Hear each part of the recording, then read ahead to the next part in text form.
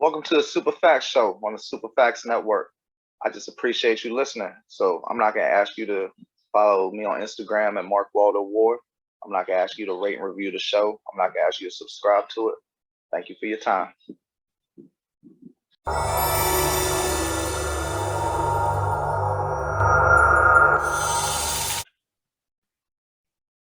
What up, world? It's your boy Mark Waldo Ward, Super Facts Show, Super Facts Network. Today we got with us Jay Hood to talk about maybe a little music, but about a lot of his other ventures that's been going on. Yes, sir. How you doing today, brother? Hey, man, I can't call it. Just, same grind. I don't know if you saw it, but I've been trying to share on different social media platforms, not only your books, but you make a lot of reading recommendations. And I ask that on my show a lot because I'm always interested in people that read and what they read. And but you by far had some of the best. So just for anyone who's not aware of it or hasn't seen any of our previous episodes, before we get to your books, just out of curiosity, other than like a religious manual or a self-help book, what's one book you think everybody should read? The 12 Keys to Success, The Energy of Money, The Miracles of the Mind. Just to name a few. Well, I'm familiar with the first and the third, but the Energy of Money. Can you elaborate on that a little bit, like the elevator pitch? I mean, it basically, speaks on, different mindsets and things that you could do to basically attract not so much wealth, but revenue, period. You know what I'm saying? Like it's because it's like the title alludes to, it's just about the energy of money. Money is an energy. It's not just a monetary thing. You know what I'm saying? So like I said, it just puts you in a particular mindset to be able to receive the energy of money. Money can free you or it can imprison you. Right. I'm sure, without naming any names, I'm sure you've been around some people that money was like a jail to them. Yeah, I know a lot of people with money and they're still like miserable. You know what I'm saying? So sometimes either the pursuit of the money or the keeping the money is what makes them fucking miserable. Yeah. Word. But you know what I mean? Like they say, money just magnify who the person is. Like, you know what I mean? Period. So if a person is a dirtbag without the money, they're gonna be a super dirtbag when they get the money. Word, no doubt. Although I have seen some people that and maybe they really were an asshole, but they was just covering it because they had no power. But when they got money, they turned into an asshole. And I know that happens to some people, and then they calm down once they realize they're not the shit. But I've seen some people that turn to lifetime assholes. Shout out Michael Adams from Boston College. He used to play for the Bullets. But that's neither here nor there. But so not just your recommendations. How many books have you wrote now? Is it 2 or is it 3? I mean, I have 2 that's published right now. But I have 2 more that's in the stats that's supposed to be being released later on this year. Okay, and what are the names of the 2 books? One is an autobiography called Tales from the Hood, basically speaking about my life from I ain't gonna say day one because obviously I wasn't able to remember certain things from from like actual birth, but it takes you back from when I was old enough to recollect. So until now, and then the other one is I'm not gonna speak too much on it. Actually, it's 3. I'm sorry about that. One I'm not gonna speak too much on because I don't want anybody to take the idea for it. And then the other is a children's book. Gotcha. You know what I'm saying? What's the central plot line of the children's book without going too deep? It basically just elaborates on the concepts of art. Gotcha. Art as a vehicle to transformation, maybe? Not so much. It's just speaking on just the basic concepts of art, period. How it's about expressionism and creativity and things like that. When you were a child, did people ever try to suppress you artistically? Yeah, I mean, because art was my first love before music. You know what I'm saying? So I went to a school of the performing arts actually growing up. So I say before I like really got like serious into music. You know, I spoke on this before on because I have a vlog series on YouTube. So I spoke about this briefly, but uh right before like we really started D Block, I used to be, you know, I was drawing crazy. I used to come to the block and be drawing pictures of people and shit like that. And one day, that's how this is, like I said, I spoke on it, but you have to be like very mindful of what you say to children, because one day, you know, that shit sticks in their mind, and it might be the smallest thing. You may not think that that it may affect the person, but it will. Because one day I went to the block, you know, I was drawing, and I remember it like yesterday. She started laughing at me because I was drawing the picture, right? And he like, yo, this nigga over here drawing and shit, da da da. And then, you know, other motherfuckers that was around start laughing because, you know, that's what happens. Like, not laughing that the picture was whack, but just laughing at the fact that I was sitting on the block drawing. Like, you know what I'm saying? So that kind of made it seem uncool to me. What, he wanted you to do, like push-ups or pull-ups or something? I don't know what he wanted me to do, but it was just laughing at the fact that I was drawing. So like I said, that made it seem uncool to me. So that made me like not want to draw for a minute. So I stopped like Damn. drawing for like a long time over it. Hey, you know, I don't ever want to get into no controversy, so I ain't got none of that shit. But there was always one thing I was always curious about D Block. You know that skit, and it was the first time I heard you rap, and Yeah. you like crush that shit. But then they said that thing about giving them the tens and keeping them clean and all that shit. Yeah. Did you like that skit? Yeah, I mean, I did it willingly because, I mean, the whole idea of the skit was supposed to be a representation of how they felt Puff did them. Ah, got you. You know what I'm saying? Got you. Because I always thought it was so dichotomous. I mean, I guess it was honest as shit because that's how it be. But I was like, man, if somebody spits something that nasty, they deserve something more than some tens. You know what I'm saying? Like, I like to think that if I could ever come up with something like that in front of a motherfucking CEO I'm auditioning for, they'd want to do more for me than that. I've seen people do that shit, like spit on the spot, and it wasn't that good. It was not that good. I mean, you know what it is too. Like, more like, aside from it being like a representation of how they felt Puff did them, it was more so comedy. You know what I'm saying? Like, oh yeah, nah, the shit was definitely funny, but he keep him clean though. Yeah, it wasn't meant to be taken literal and shit like that. But you know, but the irony of it, you know what I mean? People will look at that and be like, damn, ain't that basically what they did to you? Like, not at all. Like, you know what I'm saying? The thing that that's one part I didn't want to bring up because, you know, I'm not into negativity. Yeah, it is what it is. But the thing with that, just to even touch on that and clear shit up, like, my situation wasn't like that. They just didn't handle certain business in the correct manner that they were supposed to. We didn't take advantage of, you know, certain situations, and just the business wasn't handled correctly. That's really all it was. It wasn't a situation where I wasn't getting paid at all and all this type of shit. It's just we left so much shit on the table. You know what I mean?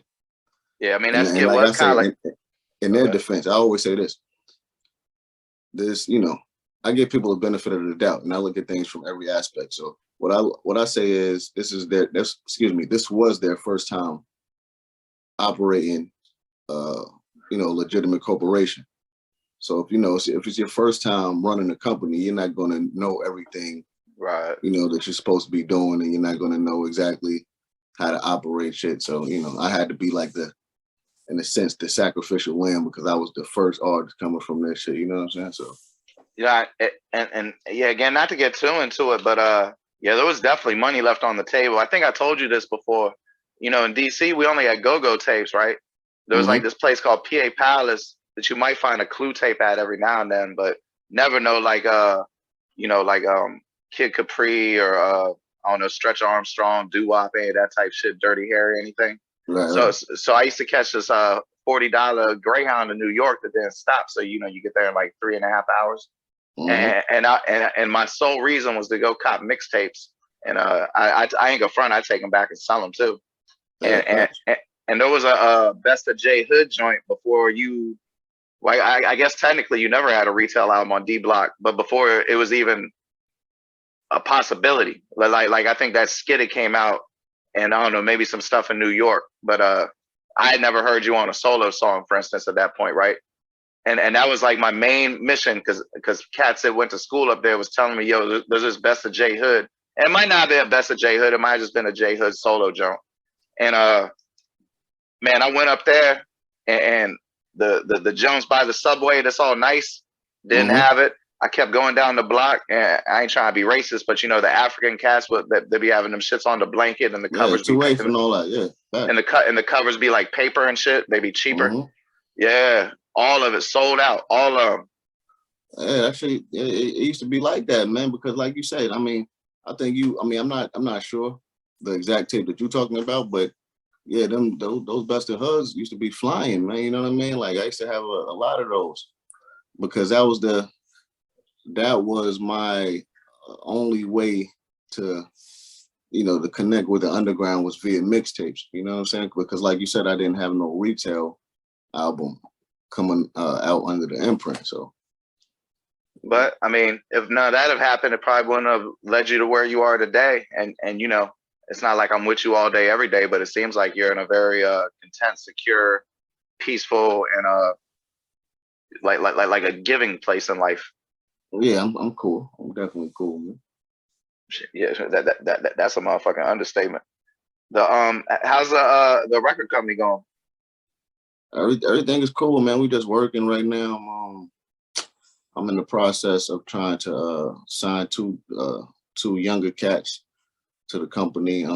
We're managing like 3 producers right now, so we're just trying to get a couple things going. We got my man Stick. He's about to drop a solo project within the next couple of months. He got a new single he just put out a couple days ago called "Remember the Time." The video just dropped, so everybody go check that out. It's a dope record. He's different. He's not. Yes. He's not like on the same wave that I'm on as far as like on the lyrical tip. He's like he's Jamaican, so he does a lot of dance hall music and shit like that. So y'all kind of got the same spirit in a way, though. Like I can definitely see how y'all could chill and not get on each other's nerves. Yeah, that's my bro, man. We've been best friends since like 9th grade, man. Well, I bet y'all be having some profound ass conversations. Oh yeah, hell yeah.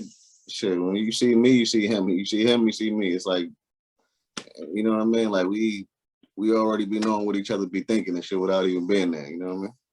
Man, I wasn't even trying to go here, bro. But like I said, you interesting as shit. And not to put anyone down around me. My wife is smart as fuck, but other than her, I don't really get to talk to too many people. Well, this is gonna sound pretentious as shit on my intellectual level, so I ain't gonna say it like that. I enjoy talking to people that are smarter than me. Just out of curiosity, what do you think happens to you after you die? So crazy. I'll be having that like conversations like this with my older brother, and like you said, it's not that often that you meet someone that you can have those type of conversations with. But I'm not gonna say I have the answers, but what I could offer is,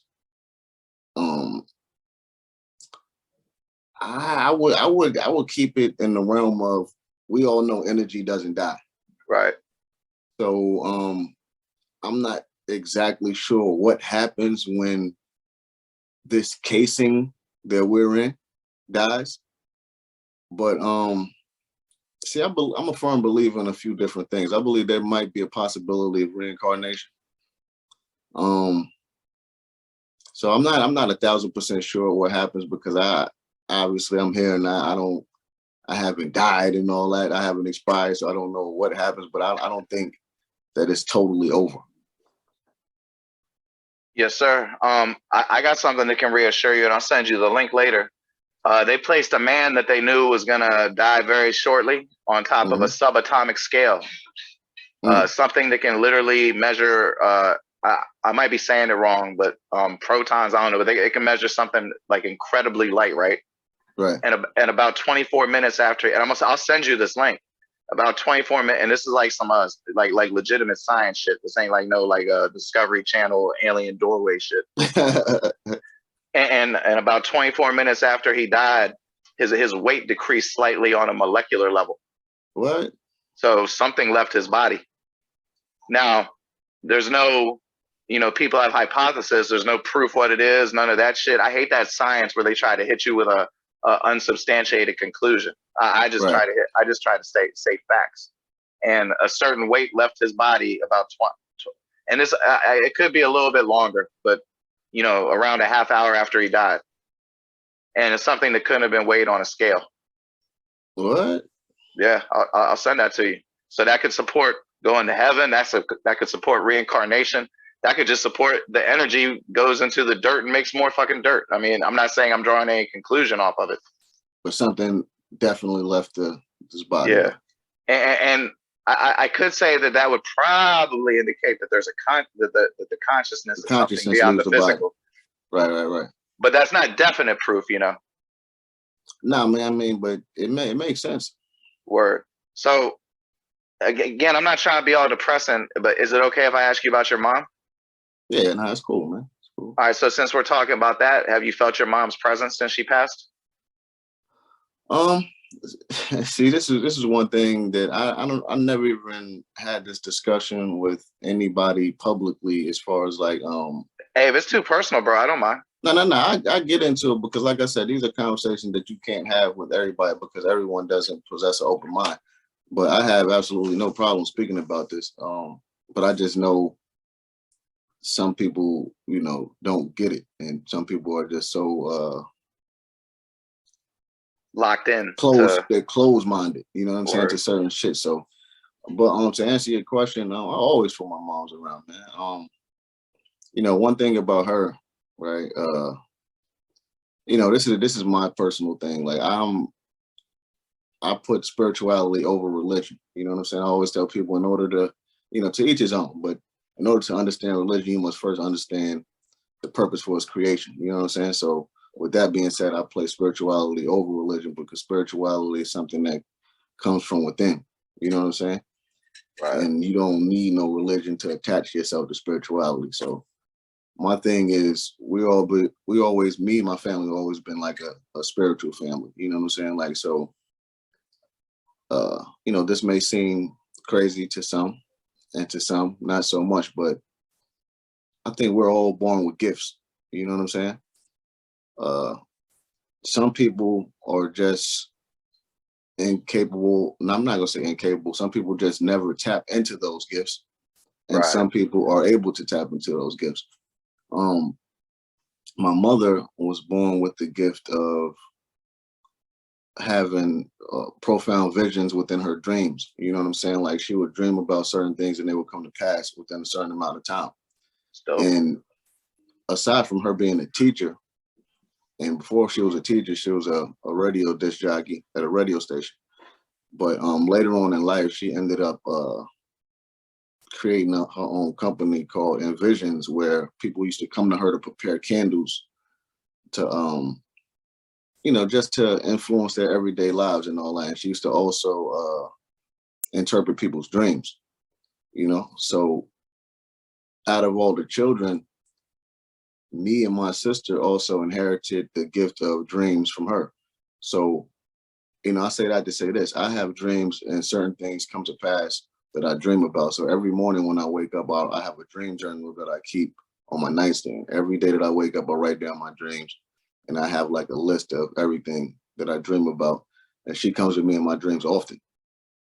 You know what I'm saying? So it's like we still have a connection via dreams. So to answer your question, yeah, I feel the energy still around me, like quite often. Man, that's deep. I don't want to change the subject on you, but with the dream interpretation, I don't have this anymore. But when I was like on the run or going in and out of jail, or I was never much of a hustler. I was more I like to rob people that sold drugs, and then some of the people I like who sold drugs. And I used to always have these dreams where like I was either late for PO or late for high school, and my teeth would be falling out. Mm. Is there any significance to that? And now that I'm like married and I ain't had a new case in 20 years, even though I can't get this damn felony off my record, I don't have that shit anywhere near as much anymore. Sometimes I have the like if I don't do this, I'm gonna go back to jail dream, but no more of the teeth shit. But I used to have that teeth falling out of my mouth like every night. Normally in dreams, and this is not like in all cases, but normally in dreams, like when teeth are falling out or anything of that nature occurs, that's a signification of death being around. You know what I'm saying? Ah, Like that, or they say like, when a newborn is present in a dream, something about death. You know what I'm saying? So by the teeth falling out, like I said, I'm not 1,000% sure, so you ain't got to take my word for it, but usually that's what it represents. no, And that it's fits. also That fits. A lot of people I knew died around that time. right. A few in front of me too, so that makes perfect sense. Damn, dreams a motherfucker, ain't they? Nah, they definitely real, man. You know what I'm saying? Like, and So could I have listened to that shit? could you do what? Could I have listened to that shit? Like, was there a way that I could have interpreted that and avoided that? And I feel guilty and shit. Nah, I mean, I think But then who would have listened everybody, to man. me? Like, Like I'm gonna tell my man Vic, like, damn, I shouldn't say his name. I'm gonna tell somebody. I'm gonna edit that. I'm gonna tell somebody like, yo, I had a dream, my teeth are falling out. We better be careful today. They're gonna look at me like I'm stupid. yeah, I mean, exactly. Yeah, definitely. You ain't got to say it necessarily like that, but you could just tell, just forewarn people to watch themselves. You know what I'm saying? Because like we just was speaking about, you can't tell certain people certain things because they're gonna look at you like you bugged out. You know what I'm saying? Because certain people are just not on that level.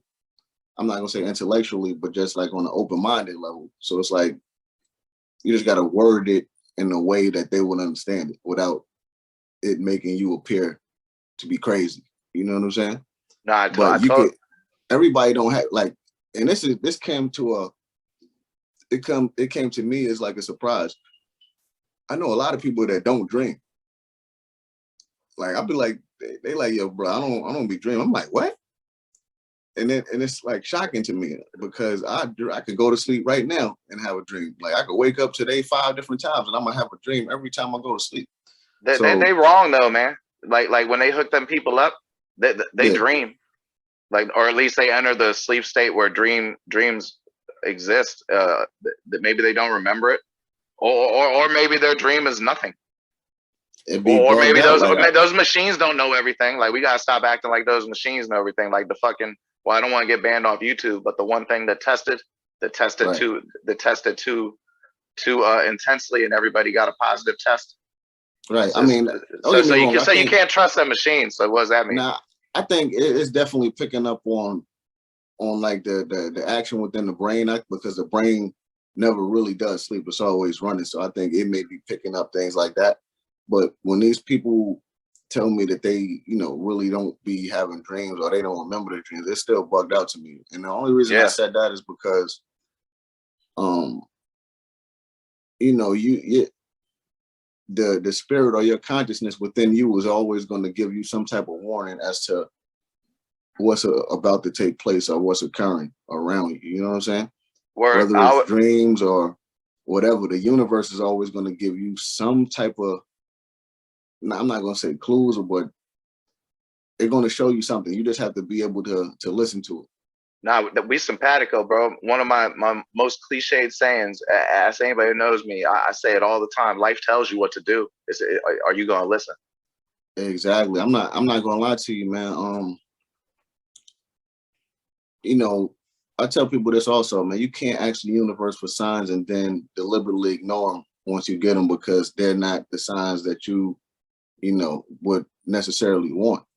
What I had to realize is that in my life, I was trying my hardest to go in one direction. But like if you know what you're supposed to be doing in your life, and like I'm saying, like when you know exactly what you're supposed to be doing, like if you have certain gifts and you know you're supposed to be sharing those gifts, or you're supposed to be living your life in a certain manner, and you're not, you're going totally against that, your life is always going to be difficult until you begin to listen to what it is that you're supposed to be doing and walk that path. You know what I'm saying? So for so long, I was trying to do the opposite. I was trying to go one way when I was meant to go the other way. You know what I'm saying? Like people just know me for rapping hard bars and spitting and all that. And that's cool because that's only one layer of me. You know what I mean? Like Right. I have so much other shit to offer. And I was just suppressing all of my talents because of, one of the things that I was speaking about earlier. It made me feel a certain way about being artistic. You know what I'm saying? I didn't want to show people that I was artistic. I didn't want to show people that I was poetic. I wrote poems. I didn't want to show people that I, was an author. I was big on literature. I didn't want to show people that I was into science. I didn't want to show people anything but what they seen, which was the hardcore rapper. You know what I'm saying? Man, that makes me think. You saw that Fresh Prince episode where his man from Philly came to visit him, and he was talking about he used to have to carry his books home in pizza boxes, right? Because they beat his ass for wanting to do good in school and shit. Yeah, it's yo, bro. It's like we exist in an era where I'm not going to say right now because this generation is totally different. But the era that we grew up in, it's like you were shunned for being intelligent. They looked down on you, for being intelligent. You couldn't. I think it was deeper than that, bro. I think subconsciously, the colonizing patriarchy of America, which, to segue real quick, I don't feel guilty about at all because, I ain't never got no white privilege. I've been to prison. I ain't never owned no slave. My family gave the first mortgages to black people in Maryland and went to prison for it. But anyway, that's neither here nor there. I feel like society subconsciously let black people know that there was only enough room in any given place for 2 or 3 to be successful. And by that way, it creates a crab in a bucket mentality. So let's say you're on a scale of 1 to 10, 7 smart, right? And then you see Jay Hood over there, working his way through the Western canon of literature. So you're like, damn, Jay Hood's a 9 smart, but there's only enough room for 3 smart black people from this neighborhood to go to college. Oh, of course. So now all of a sudden, you a threat and an enemy for trying to improve yourself. Oh, absolutely. It's a psychological thing, like definitely. But they try to phrase it like it's the black people's fault. Like black people are some degenerate, degenerate bunch of people who want to pull people down. And I'm trying to, for those, I know but for those that are listening, I want them to know that society caused that. Yeah, it's way deeper than just the people that resides within your neighborhood that possesses that type of mentality. It's like deeper than that. It stemmed from, like you said, it being created for us to think that way about each other and one another and shit like that. But I mean,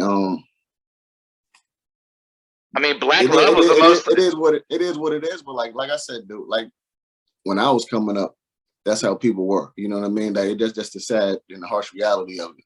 If you appeared to be too smart, they're gonna rank on you. They're gonna pick on you. They're gonna joke on you. If you spoke too properly, they're gonna joke on you. It's like, if you're too smart, you're not hood enough. If you're too hood, you're not smart enough. It's like you have to know the balance. Or think of this fucked up psychology. If you're too smart, you're acting white. Oh, no, definitely. But think about what that means. So that means, and I don't agree with this at all. But so that means that only white people can be smart. That's fucking ridiculous. And the fact that was an accepted way to talk just shows you how insidious like people can be programmed. Like, and it's not just black people. Americans are programmed. Because let me ask you this: why do we all know, and it's acceptable fact that teachers are underpaid? There ain't nothing more valuable than children, but we don't give a fuck. I'm not saying that you don't give a fuck, but society as a whole seems to not give a fuck that teachers are underpaid. I mean, that's been an issue that's been highlighted for I don't know how long. You know, my point is though that all those little things can get into people's heads. It ain't no just black people, white people. You know, like why is it okay for comedians to make jokes about people getting raped in prison? What's funny about that? Like why do people accept the fact that if you go to what's supposed to be a rehabilitation center, that if you're not a savage, you're gonna get fucking raped? Like that should upset people. I mean, I don't think like these things are like necessarily viewed as supposed to be accepted. It's just the reality. But it is accepted, like, bro. More people get raped in prison than can't use the bathroom at Walmart because they don't have a neutral gender bathroom. Yeah, because I mean, you have to look at the situation. You're living within a cage. You're being treated like an animal. You know what I'm saying? You're around savages. And what is it? 65% of the people there are nonviolent offenders? Yeah, but you're still around some savages that's there for 30 to 40 years to life and all that type of shit that's never going to be with a woman again. You know what I'm saying? So it's like you're gonna have people that's gonna prey on the weak. So they're gonna be acting as predators. Like it's a sick way of thinking, but that's just the way that things are, man. It's like I said, it's the harsh reality, man. You've been I don't know. institutionalized. Maybe if you had well-staffed guards who'd been around, minorities before, instead of a bunch of motherfuckers from upstate New York who ain't never been But, around New York but I City don't even people. think that's like well, it might be part of the issue, but I don't think that's the main issue either, because you have different guards that be in cahoots with different inmates. True. You know what I'm saying? So it's like Yeah. it's a dirty game all around the board. Yeah, bro. I guess we ain't gonna fix the world's problems here today, because like as soon as you think of one thing, there's like 25 reasons for that shit. You're right. Yeah, so it's like it's just fucked up, period, man. So damn, I told you I was only gonna keep you 10 minutes, man. I'm running way into your time. I just got like three things. It's all good, man. Matt, I appreciate it, bro. You've always been here for me. I thank you so much. The one thing, is there a ETA for the Yuck Mouth or the second Yuck Mouth album? I'm not even gonna lie to you, man. It's been like a standstill with that, man. Like I said, I went out to Cali the last time I was there, and luckily we knocked out 90% of the album. So it's like I say this, we could just call it a wrap right now and put it out if we wanted to, because we recorded 10 songs. Right. But just to be safe, we're gonna record like 3 to 4 more. You know what I'm saying? But I think as the caliber of artist you are, that's probably the best move. Like I feel like you probably know when something's done. Right. So to really answer your question, I don't really know when it's coming out. I would like it to come out sometime, in the fall. Hopefully that happens. And me and Shaheem, we also have a project that an EP actually that we've been working on. That's kind of at a standstill right now too, and that's like 60% done. You know what I'm saying? So it seemed like he really into getting his mind and body right. Yeah, I mean he's doing. Because I've been trying to get him on the show, and he seems willing, but he's really busy with is it isometrics? Yeah, he's more so. I mean, I'll speak to you about it like offline, but yeah, more or less. But hey, ain't nothing wrong with that. If somebody got a mission, shit. Yeah, I mean, like I said, I'm not gonna get too much into that, but and I also have another project that I'm coming out with, the Pesci 4 joint. I'm putting that out at the top of fall, end of summer. So word? I thought you was all the way retired solo. That's what's up. Oh nah. I was going to do that, but I'm like, you know what? Just let me go ahead and do what I do, because it's a lot of the supporters was like, nah, man, don't do that, because like you just said, my whole idea and my whole thing that I thought about last year, I'm like, you know what? I'm only gonna put out like 2 more solo projects. The self one was supposed to conclude my solo projects, you know what I mean? And I was gonna be done with it, but I kind of thought to myself, people like, nah, you can't do that, man. Just keep it going, or whatever the case be, and just keep releasing music. So I'm like, you know what? That's what I'm gonna do. So I got the Pesci 4 that's coming out at the end of the summer. Right now, that's like 85% done. I'm just trying to like wrap things up. That's gonna be like totally produced by a producer by the name of Klepto Beats, and that's like real gutter, grimy hip hop. Damn, that's what's up. I can't wait for that. Would you be offended if I told you I like Pesci 2 better than 3? Nah, man, every hip hop is opinionated, man. It was really. I think it was either number 8 or number 9. I just thought that I thought they were pretty equal, but I thought that the best song on 2 was better than the best song on 3. What was the best song on 2 I'm pretty sure it was either 8 or 9. I got my shit offline so the Zoom don't mess up, or I look on Spotify.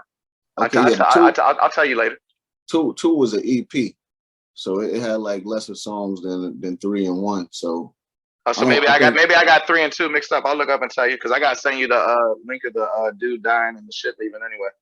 Right, but okay. So I think, I don't know. Me personally, I think 3 is the best out of the series to me. I get a lot of people asking me about to speak about one song in particular, the Legend song and the Legacy song. Those are the 2 that I get asked about the most, because like I was speaking on earlier, I have a vlog series right now on YouTube where I'm basically speaking about different things that I experienced within my 20 years in on the underground and in the industry. And then the intro of the vlog series, I play a little bit of the song Legend off of Pesci 3. So every time they look at an episode, they always, the people that haven't heard it. What song is that? Yeah. I'm saying so. Word, man. They need to do their little Siri. What song is this? That shit work like a motherfucker. That's a fact. Man, shit. Bro, that shit done improve the quality of my music life like a motherfucker from movies and shit. Cause I ain't gonna wait till the end of the movie. Yeah, or Shazam back in the day. Cause what's so ill, man. People, this is bugged out too, man. Like, we live in a generation where, let's just say, like, simple shit like that, man. A person, you could type something, right? And instead of, first of all, we live in an age of information. Information is at a tip of a finger for you right now. Like, you could write something online, and if a person doesn't know what you're talking about, instead of taking 5 seconds to go Google it or to look it up, they'll take that same amount of time and type it under whatever you write and be like, yo, what's that? Or what are you talking about? Like, yo, bro, like, you could really, literally, the time that you just took to type that, you could have just typed that into Google and found out on your own. It's like, it's bugged out, man. Yeah, I mean, it's perishable skills, man. When I take trips, I try to use a map, not GPS. Because, I don't want to forget how to do that shit every now and then. Well, I never go hunting because I'm not allowed to own a firearm, so that would be illegal. Right. But I go fishing all the time. But if shit came to shit, I want to be able to feed my family. I'm not gonna lie. See, I don't do it too often, but I have my guy. I go hiking with him. I actually went hiking twice, matter of fact, but it was pretty cool. But we use like a GPS, and he used a map also. So, man, those is necessary skills, and ain't nothing wrong with that. And I don't know if you know this, but back in the day, there was no TV or not. Well, obviously you know that.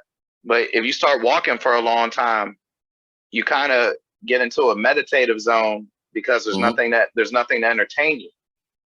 So you'll start having like really, really deep thoughts, especially if you go into nature. That's why they do like those ayahuasca trips and all that shit in nature, because there's nothing to do but turn inside and think about your problems or your successes. Bro, I love that shit, bro. Like, anything to do with nature, I'm connected to, man. I take like at least once a week, I take time to go sit by the lake.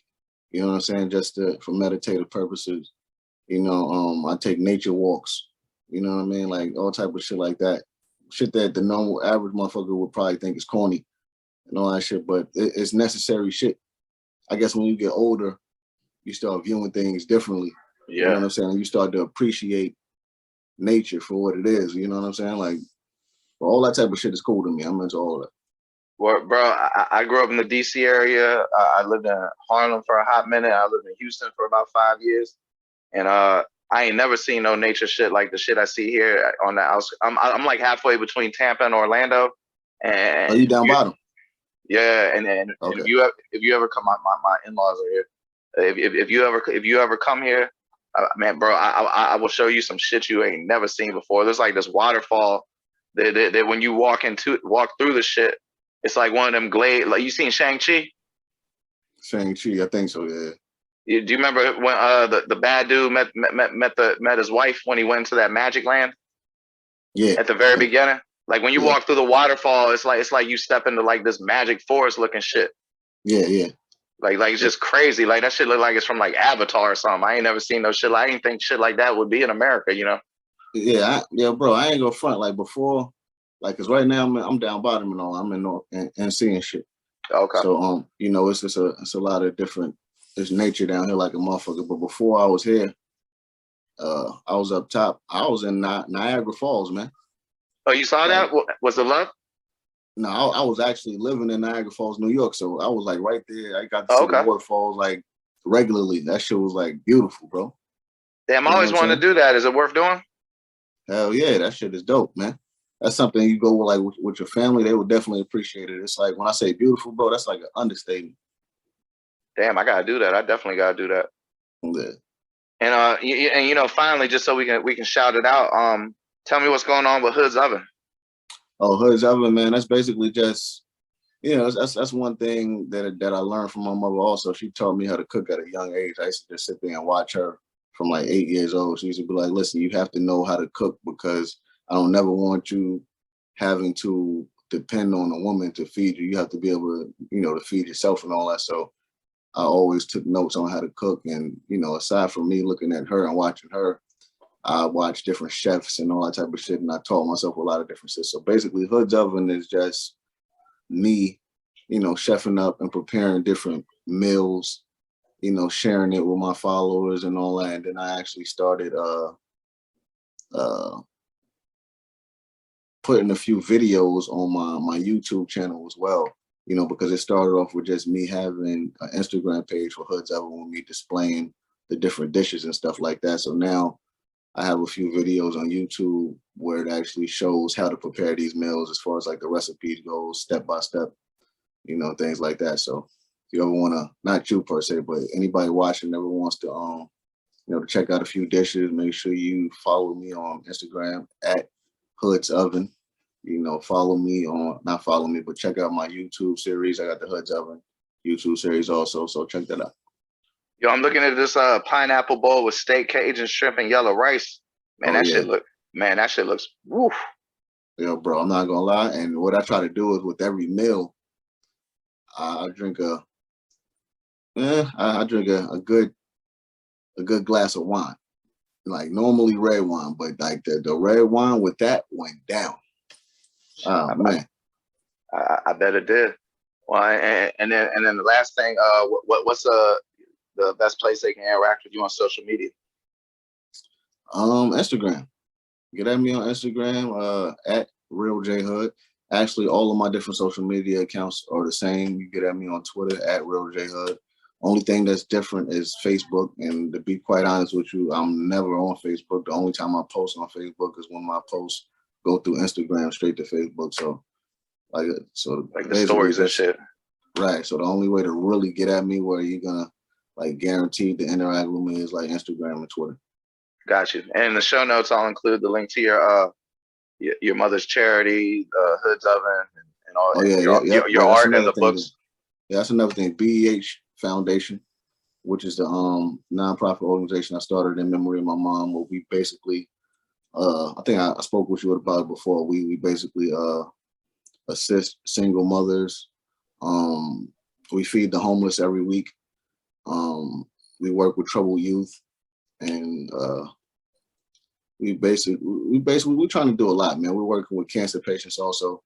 You know what I mean? Like, so just check us out. We have different events that we do every now and then. Our last event was probably like I think an Easter event, and the one before that we did Mother's Day. Then we did a Valentine's Day event where we, you know, went to go take cards to a maternity home, like cards, different what you call those flowers and different gift cards for, you know, the families to go out to eat and stuff like that. We just doing what we can, man, every now and then.